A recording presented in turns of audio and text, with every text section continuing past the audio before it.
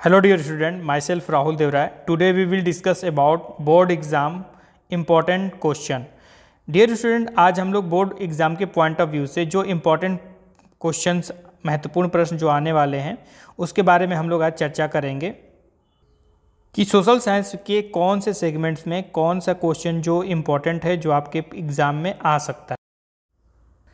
Dear student, हम history इतिहास में सबसे पहले 1 मार्क्स के क्वेश्चन को देखेंगे, जिसमें से पहला जो क्वेश्चन है कि किस फ्रांसीसी कलाकार ने दुनिया के अपने सपने की कल्पना करते हुए 4 प्रिंटों की एक श्रृंखला तैयार की। तो वो आंसर है फ्रेडरिक सारियू। फ्रेडरिक सारियू सबसे पहले 1840 देखा जाए तो 1848 में एक फ्रांसीसी कलाकार के रूप में फेमस थे। ये फ्रेडरिक सारियू ने 4 चित्रों की एक श्रृंखला बनाई। उनमें से क्या किया कि एक सपनों का संसार था जिसके बारे में उन्होंने लिखा था। उसके बाद दूसरा जो 1 मार्क्स के लिए इम्पॉर्टेंट है वो है यूटोपियन क्या है। तो यूटोपियन का मतलब होता है यूटोपियन समाज एक ऐसा दृष्टिकोण है जो इतना आदर्श है कि उसके वास्तव में मौजूद होने की संभावना बिल्कुल नहीं है, यानी एक कल्पना है जिसको हम काल्पनिक रूप से हम सोच सकते हैं। उसके बाद हमारा जो नेक्स्ट क्वेश्चन है वो है जनमत संग्रह से आप क्या समझते हैं, यानी जनमत संग्रह क्या है इसके बारे में बताना कि जनमत संग्रह एक प्रत्यक्ष वोट है जिसके द्वारा एक क्षेत्र के सभी लोगों को एक प्रस्ताव को स्वीकार या अस्वीकार करने के लिए कहा जाता है। उसके बाद नेक्स्ट प्रश्न है 1789 में फ्रांसीसी क्रांति के बाद कौन से राजनीतिक और संवैधानिक परिवर्तन हुए, यानी फ्रांस में फ्रांसीसी क्रांति के बाद कौन कौन से परिवर्तन हुए उसके बारे में बताना है। फ्रांसीसी क्रांति में संप्रभुता को राजशाही से फ्रांसीसी नागरिकों के एक निकाय में स्थानांतरित कर दिया गया और क्रांति की घोषणा ने ये लोग ही थे जो अब राष्ट्र का निर्माण करेंगे और अपने भाग्य का आकार देंगे, इसके भाग्य का आकार देंगे। उसके अलावा डियर स्टूडेंट, जो हमारे 1 मार्क्स के क्वेश्चन है उसमें से दूसरा प्रश्न है वो है ड्यूक मेटरनिक कौन था। तो ड्यूक मेटरनिक, इसको याद कर लीजिए, ऑस्ट्रिया का जो चांसलर था ड्यूक मेटरनिक।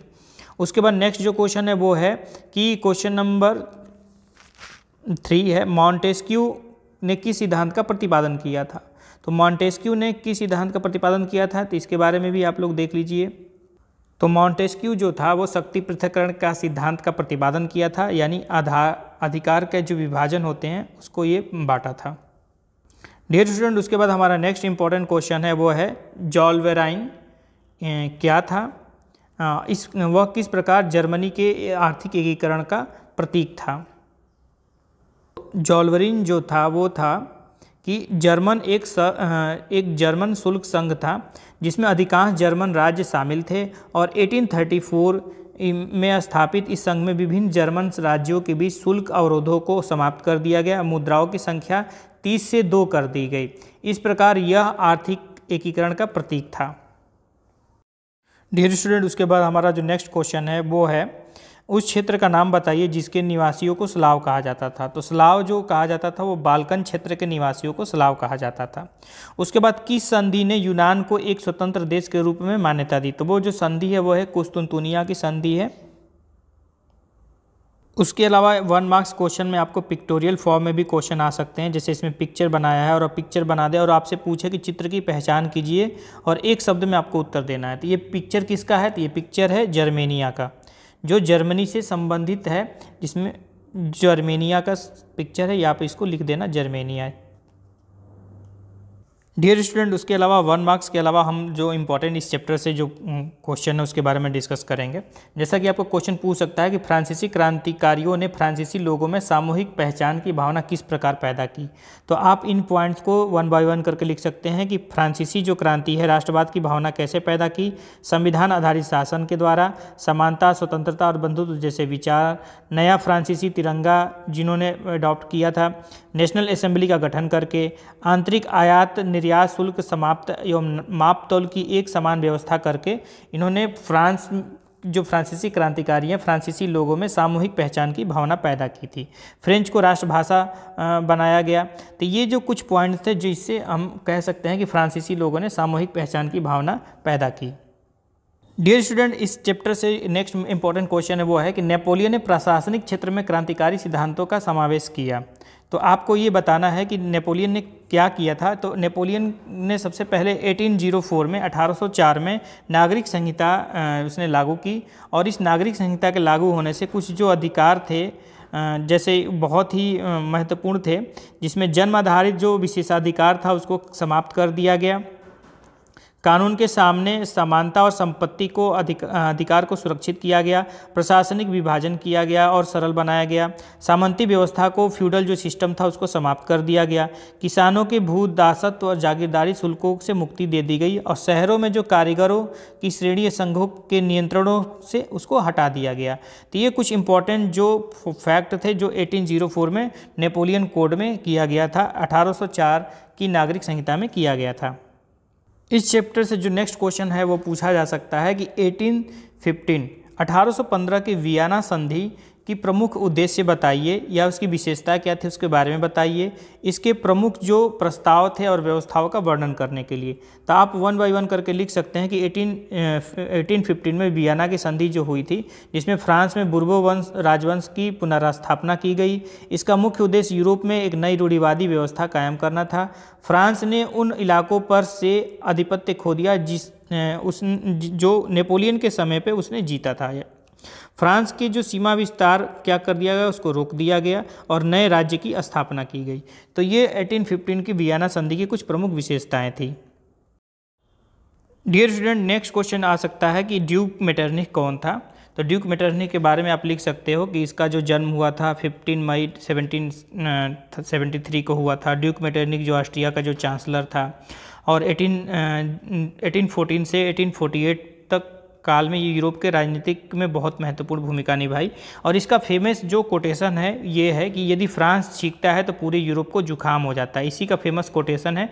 इसकी पिक्चर को भी पहचान कर लीजिए। इसके पिक्चर को भी पहचानने के लिए ये 1 मार्क्स में आ सकता है। डियर स्टूडेंट, आपसे जो 3 मार्क्स में क्वेश्चन आ सकता है वो अगला क्वेश्चन है वो है जर्मनी के एकीकरण के बारे में आपको बताना है।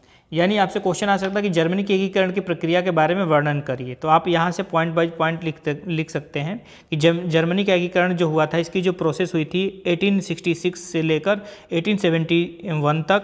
और इसमें क्या किया गया था, इसके पॉइंट था कि एकीकरण प्रशा के नेतृत्व में हुआ। प्रशा का जो प्रमुख मंत्री था ऑटोवन बिस्मार्क, जिसने एक बहुत ही फेमस नारा दिया था जिसका नारा था रक्त तथा लौह की नीति। ये फिलिंग द ब्लैंक्स में भरने के लिए आ सकता है कि नारा किसका है, स्टेटमेंट किसका है। 7 वर्षों के दौरान क्या किया कि ऑटोवन बिस्मार्क के नेतृत्व में ऑस्ट्रिया, डेनमार्क और फ्रांस से 3 युद्धों में प्रशा ने जीत हासिल की और एकीकरण की प्रक्रिया पूरी की। उसके बाद 1871 में केसर विलियम्स को प्रथम नए साम्राज्य का राजा घोषित कर दिया गया और जर्मनी के एकीकरण में यूरोप में प्रशा का जो मेन जर्मनी जो था ये एकीकरण यूरोप में प्रशा को महाशक्ति के रूप में स्थापित किया। जर्मनी के एकीकरण के पश्चात जर्मन एक नए जर्मन राज्य के रूप में मुद्रा, बैंकिंग तथा न्यायिक व्यवस्थाओं के आधुनिकीकरण पर जोर दिया। तो इस प्रकार हम कह सकते हैं कि जर्मनी के एकीकरण में ऑटोमन बिस्मार्क का बहुत ही इंपॉर्टेंट रोल था। डियर स्टूडेंट, जो हमारा नेक्स्ट क्वेश्चन है वो है इटली के एकीकरण की प्रक्रिया का वर्णन करिए। इसके मार्ग में आने वाली जो प्रमुख बाधा है उसके बारे में बताइए। तो इटली के एकीकरण की प्रक्रिया जो हुई थी 1859 से लेकर 1870 तक हुई थी। इटली जो था 7 राज्यों में बटा हुआ था। 1830 के दशक में जुसेप्पे मेज़नी ने इटली में एकीकरण के लिए कार्यक्रम प्रस्तुत किया और 1803 एवं 1848 के क्रांतिकारी विद्रोह असफल हुए। फिर भी क्या किया कि 1859 में फ्रांस से सार्डिनिया, पिटमॉन्ट ने एक चतुर कूटनीतिक संधि करके जिसके माध्यम से उसने ऑस्ट्रिया को क्या किया, हरा दिया। और 1861 में एमुअल द्वितीय को एकीकृत इटली का राजा घोषित कर दिया गया। हम कह सकते हैं कि इटली के एकीकरण में एक तरह से काउंट कैमेलियो दो काबूर का बहुत ही इंपॉर्टेंट रोल था। उसके साथ ही साथ जुसेप्पे मेज़नी का भी इम्पॉर्टेंट रोल था, जिसने अगर देखा जाए कि जुसेप्पे मेज़नी ने क्या किया कि इटली में इसने जो अंडरग्राउंड जो था भूमि संगठन था उसमें पहला जो यंग इटली और उसके बाद यंग यूरोप की इसने स्थापना की। और इटली के एकीकरण में भी जुसेप्पे मेज़नी का इम्पॉर्टेंट रोल है। जुसेप्पे मेज़नी के साथ साथ जुसेप्पे गैरिबाल्डी ने भी इटली के एकीकरण में बहुत इंपॉर्टेंट रोल प्ले किया। और इसने क्या किया कि 1860 में दक्षिण इटली और 2 सिसिली राज्यों में प्रवेश कर गए स्पेनी शासकों को हटाने के लिए स्थानीय किसानों के समर्थन में। चैप्टर से इम्पोर्टेंट है कि ब्रिटेन में राष्ट्र राज्य के निर्माण एक लंबी प्रक्रिया का परिणाम था। चर्चा कीजिए। तो ब्रिटेन में जो राष्ट्रवाद की एक लंबी प्रक्रिया चली उसमें क्या था कि राष्ट्रवाद किसी उथल पुथल या क्रांति का परिणाम नहीं, बिल्कुल एक लंबी चलने वाली प्रक्रिया का परिणाम था। 18वीं शताब्दी में से पहले जो ब्रिटेन था एक राष्ट्र राज्य के रूप में नहीं था। आंग्ल राष्ट्र ने अपनी शक्ति विस्तार के साथ साथ अन्य राष्ट्रों के द्वीपीय समूह पर विस्तार आरंभ किया और 1688 में संसद में राजतंत्र से शक्तियों को ले लिया गया। 1707 में इंग्लैंड और स्कॉटलैंड को मिलाकर यूनाइटेड किंगडम ऑफ ब्रिटेन का गठन किया गया और 1798 में हुए असफल विद्रोह के बाद 1801 में आयरलैंड को बलपूर्वक यूनाइटेड किंगडम में शामिल कर लिया गया। अब उसके बाद नया ब्रिटेन बन गया। तो नए ब्रिटेन के प्रतीक के रूप में वहाँ पे कई प्रतीकों को शामिल किया गया और उसको बढ़ावा दिया गया। तो इस प्रकार हम कह सकते हैं कि ब्रिटेन में राष्ट्र राज्य के निर्माण में एक लंबी प्रक्रिया लगी और इन पॉइंट्स को आप डिस्कस कर सकते हैं। उसके अलावा आप बता सकते हैं कि जो स्पेशली देखा जाए नारी की छवि को राष्ट्र के रूप में हम लोग बनाए गए, एल्गरिस के रूप में बनाए। तो फ्रांस में उसे जो लोकप्रिय ईसाई नाम दिया गया वो जो मारियाना का नाम था और जर्मनी में जिसका नाम दिया गया वो जर्मेनिया का नाम था। तो ये जर्मन राष्ट्र की जो रूपक थी वो जर्मेनिया थी और फ्रांस की जो राष्ट्र रूपक थी वो मारियाना थी।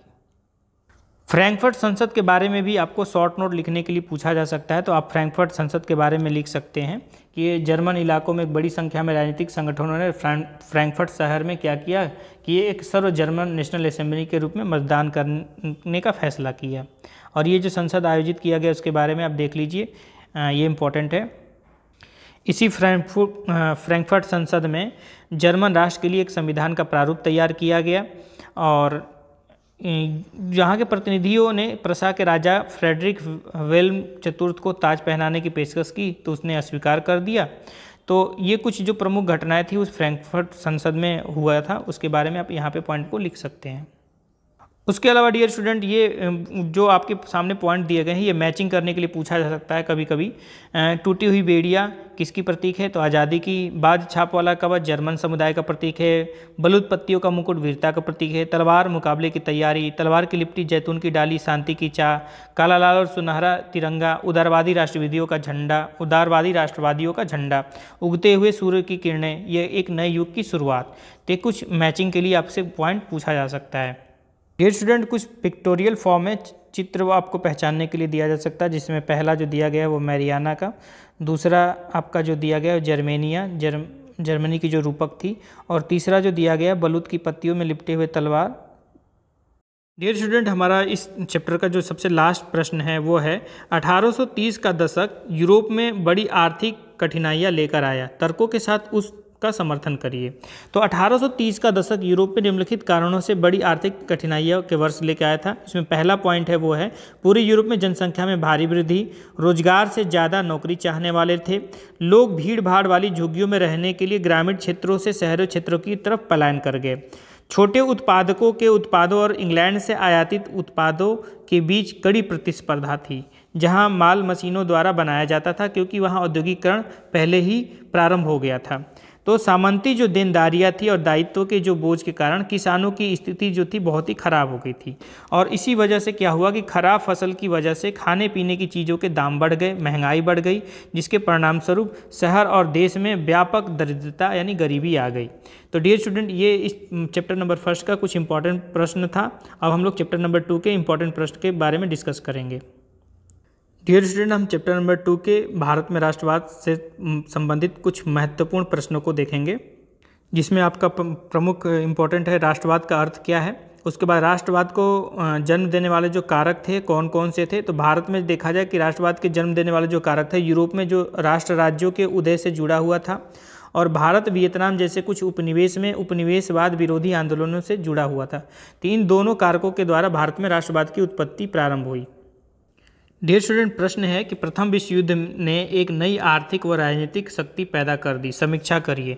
तो प्रथम विश्व युद्ध के बाद भारत में जो परिवर्तन हुए थे उसके बारे में आप लिख सकते हैं कि प्रथम विश्व युद्ध का भारत पर जो प्रभाव पड़ा था, युद्ध के पश्चात क्या क्या परिस्थितियाँ थी। एक नई आर्थिक और राजनीतिक स्थिति का जन्म हो गया। रक्षा बजट में भारी बढ़ोतरी की गई, जिससे भरपाई कर्जा लेकर व करों की वृद्धि के साथ करने लगा। और ये कर अंग्रेज ब्रिटिश हुकूमत क्या करते थे, भारतीयों पर थोपते थे। सीमा शुल्क बढ़ा दिया गया और आयकर शुरू कर दिया गया। ब्रिटिश सेना के लिए सिपाहियों की जबरन भर्ती की गई और फसल नष्ट हो जाने के बाद भी क्या हुआ कि खाद्यान्न की भारी कमी हो गई और भारतीय लोगों से ज़बरदस्ती टैक्स वगैरह कर वगैरह वसूला जाने लगा। डियर स्टूडेंट, इस चैप्टर में जो नेक्स्ट हमारा इंपॉर्टेंट क्वेश्चन है वो है, आपसे पूछा जा सकता है कि महात्मा गांधी के जो सत्याग्रह का विचार थे उसके बारे में आप लिखिए।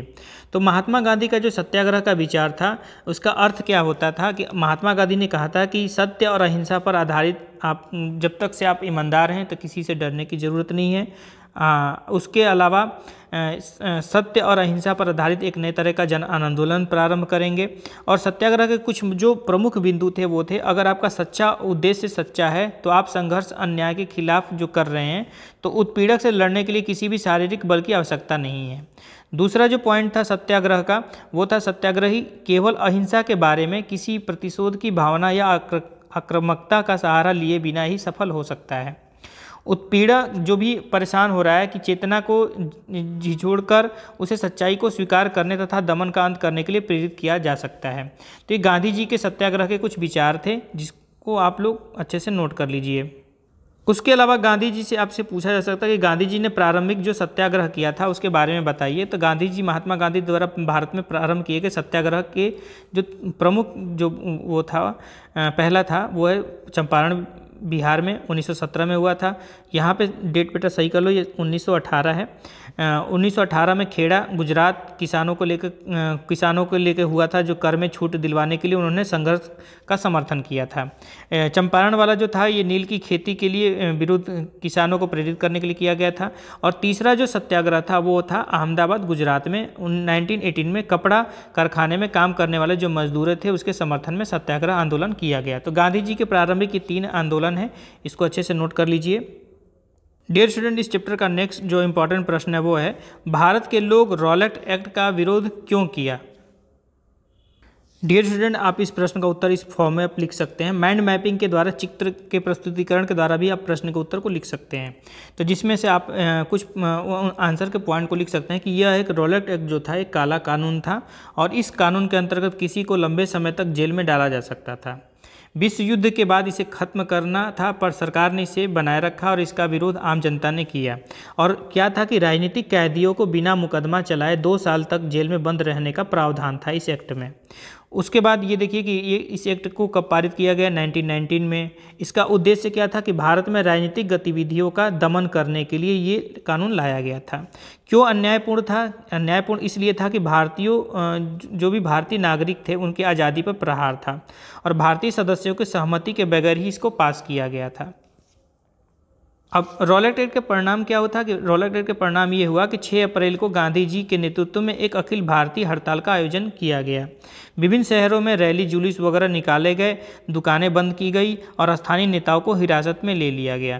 तो रॉलेट एक्ट के बारे में आप इन पॉइंटों को अच्छे से लिख सकते हैं। डियर स्टूडेंट, उसके अलावा आपसे क्वेश्चन पूछा जा सकता है कि जलियांवाला बाग हत्याकांड पर एक संक्षिप्त टिप्पणी लिखिए। तो आप जलियांवाला बाग हत्याकांड के बारे में आप लिख सकते हैं कि जलियांवाला बाग हत्याकांड की मुख्य जो घटना है वो है आपका जो 13 अप्रैल 1919 को हुआ। 13 अप्रैल 1919 को अमृतसर में घटित हुआ था।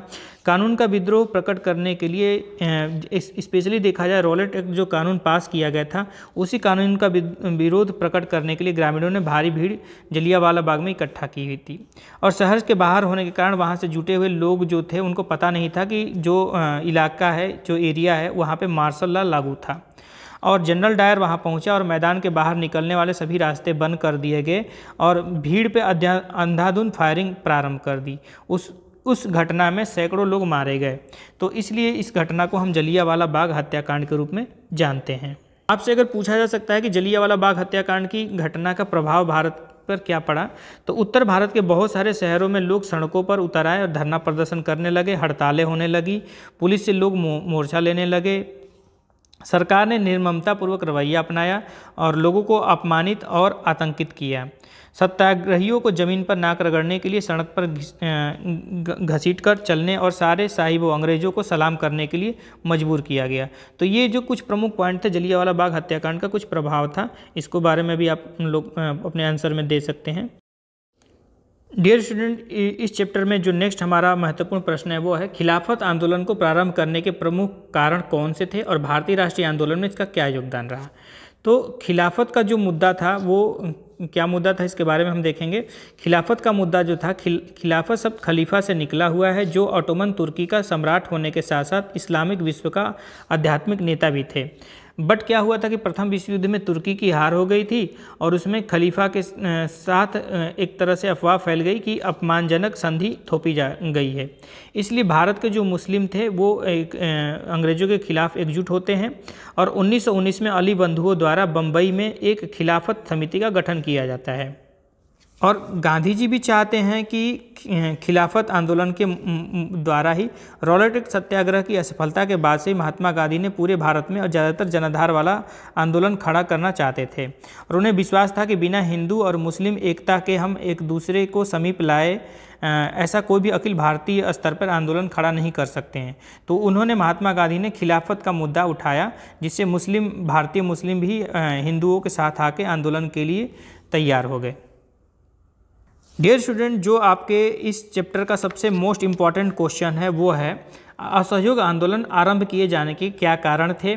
इस आंदोलन में समाज के विभिन्न वर्गों की हिस्सेदारी पर प्रकाश डालिए और इसके कार्यक्रम, जो भी पद्धति थी, प्रगति थी, उसके बारे में बताइए। तो असहयोग आंदोलन, जैसा कि आप लोग देख ही रहे हैं कि भारत में ब्रिटिश शासन की स्थापना भारतीयों के सहयोग से हुई थी। तो यदि भारतीय अपना सहयोग वापस ले तो ब्रिटिश शासन क्या हो जाएगा कि बिल्कुल पंगु हो जाएगा। असहयोग आंदोलन के जो प्रमुख कारण थे वो थे कि प्रथम विश्व युद्ध की समाप्ति के बाद अंग्रेजों द्वारा भारतीय जनता का शोषण प्रारंभ किया गया। अंग्रेजों द्वारा स्वराज प्रदान करने से मुकर जाना, यानी जो वो वादा किए थे कि वो स्वराज देंगे, उन्होंने मना कर दिया। रॉलेट एक्ट पारित कर दिया। रॉलेट एक्ट के पारित होने से क्या हुआ कि लोगों ने इसका विरोध किया।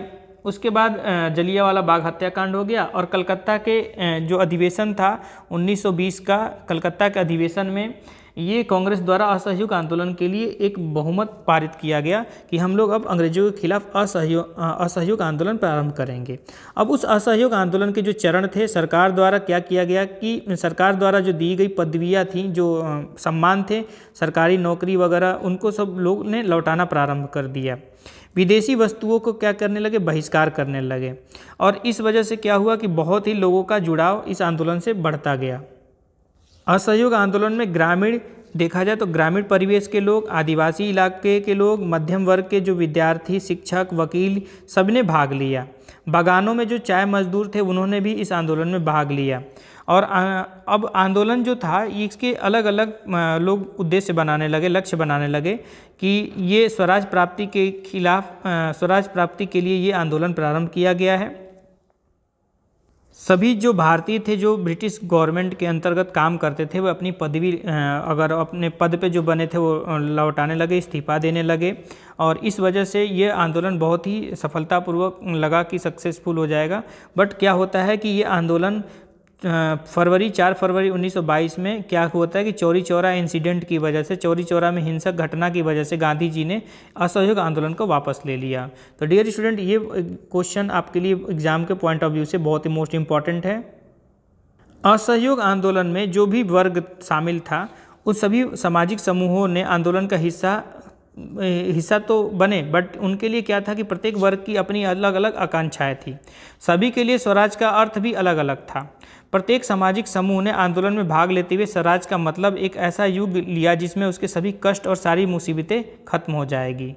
तो इस प्रकार हम कह सकते हैं कि भारत में जो असहयोग आंदोलन था उसको अलग अलग अर्थ में अलग अलग लोगों ने इसको अर्थ में लिया।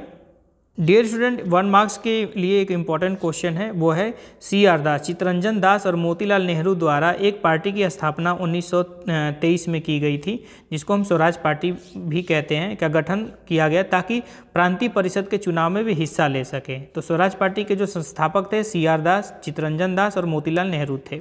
कब गठित हुई थी? तो 1923 में। डियर स्टूडेंट, इस में जो नेक्स्ट हमारा इंपॉर्टेंट क्वेश्चन है वो है, भारतीयों ने साइमन कमीशन का विरोध क्यों किया? तो भारतीयों ने साइमन कमीशन का विरोध इसलिए किया था कि समय से पहले इसका गठन हो गया था और यह शासन में सुधार जैसी कोई भी बात नहीं कहा था।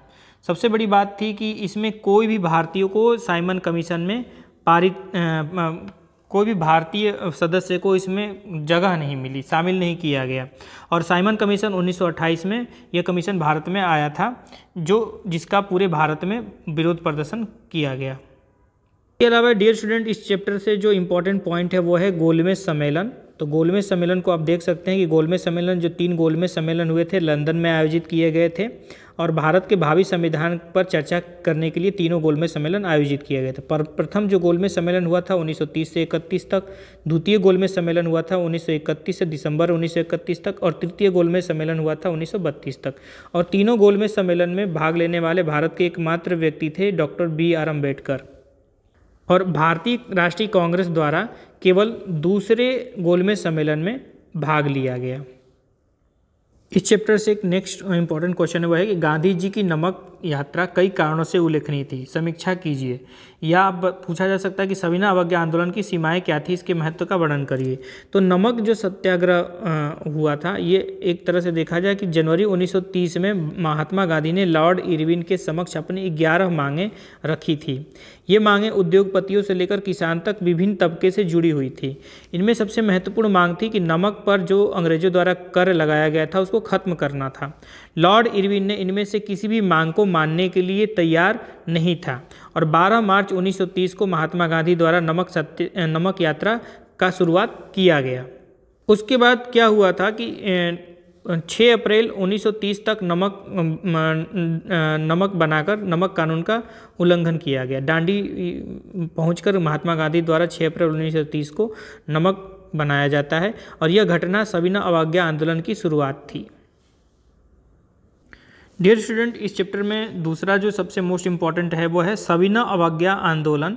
सविनय अवज्ञा आंदोलन के प्रति लोगों और औपनिवेशिक सरकार ने किस प्रकार प्रतिक्रिया व्यक्त की, किन परिस्थितियों में गांधी जी ने सविनय अवज्ञा आंदोलन को वापस लेने का निर्णय लिया। तो सबसे पहले हम देखते हैं कि सविनय अवज्ञा आंदोलन की जो प्रारंभ हुई थी वो 6 अप्रैल 1930 से लेकर 1931 में गांधी इरविन की समझौते की वजह से स्थगित कर दी गई थी। उसके बाद दोबारा इसकी जो शुरुआत हुई 1932 में और 1934 में ये स्वतः समाप्त हो गई थी। सविनय अवज्ञा आंदोलन 1934 में अब स्वतः ही समाप्त हो गई थी। और सविनय अवज्ञा आंदोलन की कौन कौन सी प्रमुख घटनाएं थी उसके बारे में हम देखेंगे। सविनय अवज्ञा आंदोलन में प्रमुख जो घटना हुई थी उसमें जो प्रमुख था कि देश के विभिन्न हिस्सों में नमक कानून का उल्लंघन किया गया, विदेशी वस्तुओं का बहिष्कार किया गया और शराब की दुकानों की पिकेटिंग की गई, यानी वहाँ पे हड़ताल धरना प्रदर्शन किए गए। वन कानूनों को मानने से लोगों ने इनकार कर दिया, वन कानूनों का उल्लंघन किया गया। ब्रिटिश सरकार की क्या प्रतिक्रिया थी कि कांग्रेस नेताओं का हिरासत में जेल में डाल दिया गया और उनके साथ बहुत ही गलत बर्बर तरीके से व्यवहार किया गया। शांतिपूर्ण सत्याग्रहियों पर भी आक्रमण किए गए। तो सविनय अवज्ञा आंदोलन में कौन कौन लोग भाग लिए थे? तो आंदोलन में सविनय अवज्ञा में भाग लेने वाले जो प्रमुख वर्ग था वो था अमीर किसान, ऊंचे लगान के विरोध के रूप में उन्होंने भाग लिया। गरीब किसान ऊंचा किराया और ऊंचा लगान लिया जाता था, इसलिए उन्होंने शामिल हुए इस आंदोलन में। व्यवसायी वर्ग जो शामिल हुआ था वो इसलिए हुआ था कि औपनिवेशिक सरकार की व्यावसायिक नीतियों के खिलाफ, यानी जो अंग्रेजों ने उनके खिलाफ जो कानून बनाए थे इसलिए उन नीतियों के खिलाफ ये शामिल हुए थे। महिलाएं शामिल हुई थी कि महात्मा गांधी से प्रेरित होकर महिलाएं इस आंदोलन में शामिल हुई थी। कुछ स्थानों पर मजदूर भी शामिल हुए थे सविनय अवज्ञा आंदोलन में। ये डियर स्टूडेंट, ये 5 मार्क्स में क्वेश्चन इंपॉर्टेंट भी आ सकता है, जिसमें आपसे पूछा जा सकता है कि सविनय अवज्ञा आंदोलन असहयोग आंदोलन से अलग क्यों था, किस प्रकार अलग था। तो असहयोग आंदोलन में जो लक्ष्य था वो था स्वराज पर, इस बार और सविनय अवज्ञा में लक्ष्य किया गया पूर्ण स्वराज का कर दिया गया। असहयोग आंदोलन में कानून का उल्लंघन शामिल नहीं था, जबकि सविनय अवज्ञा आंदोलन में कानून तोड़ना शामिल था। यानी सविनय अवज्ञा आंदोलन में कानून को लोग मानते नहीं थे, तोड़ते थे, जबकि असहयोग आंदोलन में कानून नहीं तोड़ते थे। डियर स्टूडेंट, ये क्वेश्चन आ सकता है जिसमें आपसे पूछा जाएगा कि सविनय अवज्ञा आंदोलन असहयोग आंदोलन के मुकाबले किस तरह से अलग था। यानी सविनय अवज्ञा आंदोलन की विशेषता को भी बताना है और ये असहयोग आंदोलन से किस प्रकार अलग था, इसको भी आपको समझाना है। डियर स्टूडेंट, ये अगर प्रश्न 5 मार्क्स में आ जाएगा तो इसको आप 1 बाय 1 करके 5 पॉइंट लिख सकते हैं कि सविनय अवज्ञा आंदोलन असहयोग आंदोलन से किस प्रकार अलग था। तो इस बार लोगों को न केवल अंग्रेजों का सहयोग न करने के लिए बल्कि औपनिवेशिक कानूनों का उल्लंघन करने के लिए भी आह्वान किया जाने लगा। पहला पॉइंट हुआ। दूसरा पॉइंट था देश के विभिन्न भागों में हजारों लोगों ने नमक कानून तथा सरकारी नमक कारखानों के सामने प्रदर्शन किए। तीसरा जो इम्पोर्टेंट पॉइंट है वो है विदेशी वस्तुओं का बहिष्कार किया जाने लगा। चौथा पॉइंट है किसानों ने लगान और चौकीदारों ने कर चुकाने से इनकार कर दिया। और लास्ट पॉइंट है कि वनों में रहने वाले लोगों ने वन कानूनों का उल्लंघन आरंभ कर दिया। तो ये कुछ पॉइंट थे जिसमें आप एक्सप्लेन कर सकते हैं कि ये सविनय अवज्ञा आंदोलन असहयोग आंदोलन से इन मामलों में अलग था। इस प्रकार हम कह सकते हैं कि जो सविनय अवज्ञा आंदोलन की कुछ जो सीमाएं थी, लिमिटेशंस थे, उसके बारे में आप जिक्र कर सकते हो कि सविनय अवज्ञा आंदोलन में अनुसूचित की जो भागीदारी नहीं थी, क्योंकि लंबे समय से कांग्रेस इनके हितों की अनदेखी कर रही थी। मुस्लिम संगठन द्वारा सविनय अवज्ञा के प्रति कोई खास उत्साह नहीं था, और क्योंकि 1920 के दशक में मध्य में कांग्रेस हिंदू महासभा जैसे हिंदू धार्मिक संगठनों के करीब आने लगी थी, दोनों समुदायों के बीच संदेह और अविश्वास का माहौल बना हुआ था। तो ये कुछ लिमिटेशंस थे जो सविनय अवज्ञा आंदोलन में आप इसको लिख सकते हो। डियर स्टूडेंट, इस अगला महत्वपूर्ण प्रश्न है वो है कि भारत में राष्ट्रवाद की भावना पनपने में किन कारणों का योगदान था, राष्ट्रवाद के विकास का विश्व पर क्या प्रभाव पड़ा, और इसके अलावा लिख सकते हैं कि भारतीयों में सामूहिक अपनेपन का भाव किससे डेवलप हुआ। तो ये कुछ इंपॉर्टेंट पॉइंट है जिसको आप मेंशन कर सकते हो कि वे कारण थे जिन्होंने भारतीय लोगों में सामूहिक अपनेपन की भावना को जगाया, कि सभी भारतीय लोगों को एक कर दिया। चित्र और प्रतीक, भारत माता की प्रथम छवि बंकिम चंद्र द्वारा बनाई गई थी और इस छवि के माध्यम से राष्ट्र को पहचानने में लोगों को मदद मिली।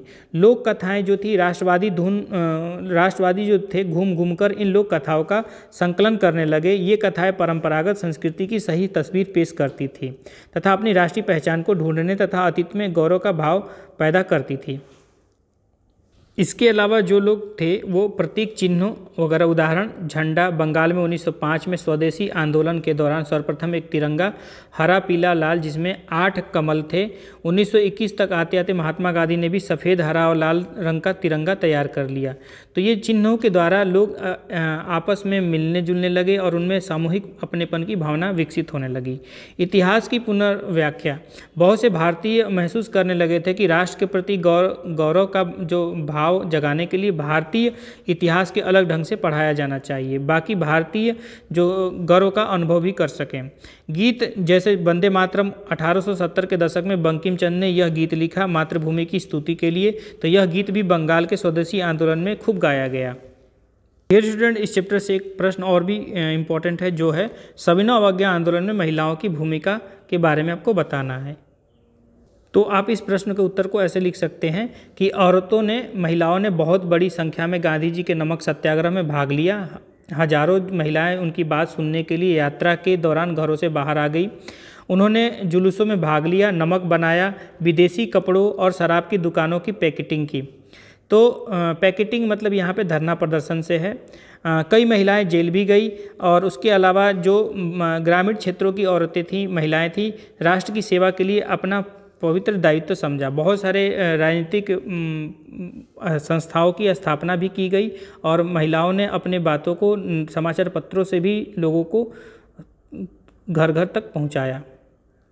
डियर स्टूडेंट, इतिहास में जो हमारा अगला अध्याय है वो है भूमंडलीकृत विश्व का बनना। तो इसमें जो महत्वपूर्ण प्रश्न है उसको भी हम लोग देखते हैं। इस चैप्टर में हमें डेफिनेशन पूछ सकता है कि ग्लोबलाइजेशन यानी भूमंडलीकरण से आप क्या समझते हैं, कि दुनिया भर में आर्थिक, सांस्कृतिक और राजनीतिक, धार्मिक और सामाजिक प्रणालियों का एकीकरण ही भूमंडलीकरण कहलाता है, ग्लोबलाइजेशन।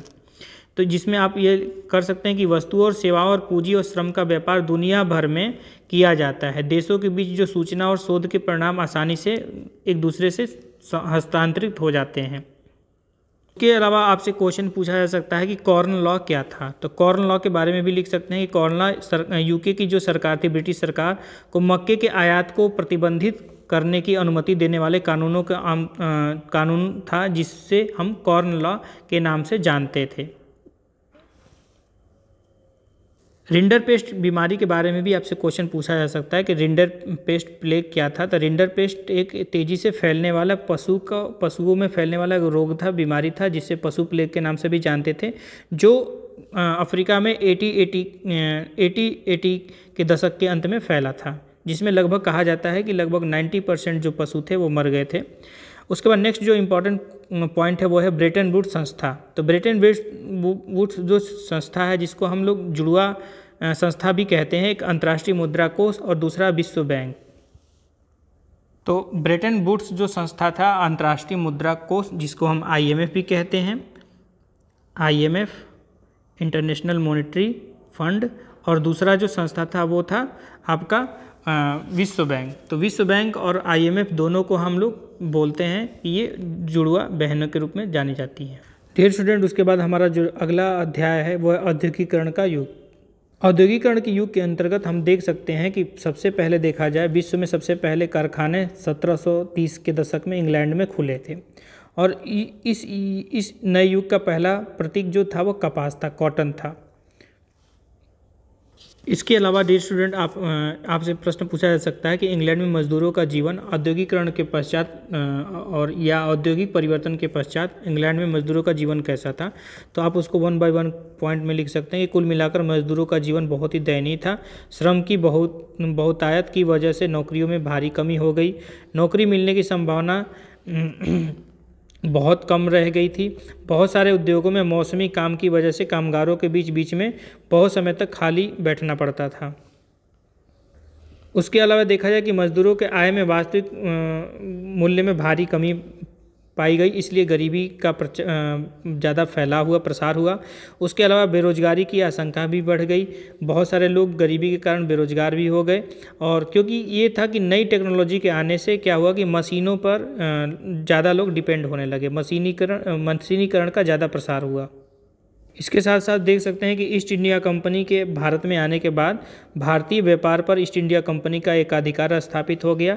कपड़ा व्यापार में सक्रिय जो व्यापारी जो बीच के जो दलाल थे उनको खत्म करके बुनकरों पर प्रत्यक्ष नियंत्रण स्थापित कर लिया। बुनकरों को अन्य खरीदारों के साथ कारोबार करने पर पाबंदी लगा दी गई, और उसके बाद बुनकरों पर निगरानी रखने के लिए गुमास्ता नाम के वेतनभोगी कर्मचारी की नियुक्ति की गई। ये 1 मार्क्स में क्वेश्चन में भी आ सकता है कि गुमास्ता कौन थे। तो गुमास्ता नाम के वेतनभोगी कर्मचारी की नियुक्ति की गई ईस्ट इंडिया कंपनी के द्वारा। बुनकरों को कंपनी से मिलने वाली कीमत बहुत ही कम थी। डियर स्टूडेंट, 1 मार्क्स के क्वेश्चन के लिए आप इसमें पॉइंट को भी देख सकते हैं कि पहली जो सूती कपड़ा मिल जो लगी थी मुंबई में 1854 में, 1854 में। उसके अलावा पहली जूट मिल जो लगी थी बंगाल में लगी थी 1855 में, 1855 में। के बाद डियर स्टूडेंट, हमारा जो नेक्स्ट और अगला अध्याय है वो है मुद्रण संस्कृति और आधुनिक दुनिया। उसमें जो कुछ इम्पोर्टेंट पॉइंट है वो है कि सिल्क रूट के माध्यम से क्या हुआ कि सिल्क रूट के माध्यम से 11वीं शताब्दी में चीनी कागज यूरोप तक पहुंचा। 1925 में मार्को पोलो चीन से मुद्रण ज्ञान लेकर इटली गया। किताबें की बढ़ती मांग को पूरा करने के लिए पुस्तक विक्रेता, सुलेखक या कातिब को रोजगार देने लगे। इसमें सबसे मोस्ट इम्पॉर्टेंट पॉइंट वो है कि जेम्स अगस्टस हिक्की ने 1780 में बंगाल गजट नामक एक साप्ताहिक पत्रिका का संपादन आरंभ किया। ये 1 मार्क्स में क्वेश्चन में आ सकता है। उसके बाद नेक्स्ट जो पॉइंट है वो है कि राजा राम मोहन राय ने 1821 में 1821 में संवाद कौमुदी प्रकाशित किया, और रूढ़िवादियों ने इनके विचारों से टक्कर लेने के लिए समाचार चंद्रिका का सहारा लिया। इन्होंने 2 फारसी अखबार लिखा था, जिसका नाम था जाम-ए-जहां नामा और दूसरा था शमसुल अखबार, जो 1882 में पब्लिश किया था। उसके अलावा नेक्स्ट इम्पॉर्टेंट पॉइंट है वो है 1871 में ज्योतिबा फुले ने अपनी पुस्तक गुलामगिरी में जाति प्रथा के अत्याचारों पर लिखा था। उसके अलावा एक इम्पॉर्टेंट पॉइंट है वह चैप बुक किसे कहते हैं। पॉकेट बुक के आकार की किताबों के लिए इस्तेमाल किया जाने वाला जो शब्द था उसको हम चैप बुक कहते थे। डियर स्टूडेंट, इस अध्याय से आपके स्रोत आधारित प्रश्न आने की संभावना ज़्यादा है।